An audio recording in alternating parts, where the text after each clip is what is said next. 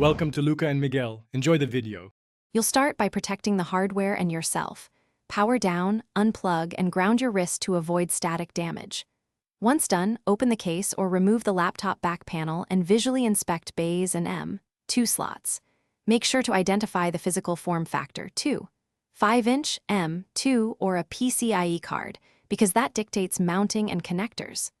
While you're in, note any labels on the drive or sticker with capacity and model. This speeds up software verification later. Next, power on and enter BIOS or UEFI to confirm the firmware detects the drive. This proves physical connection. Then boot your OS. In Windows, open Disk Management and check drive types, sizes, and partitions.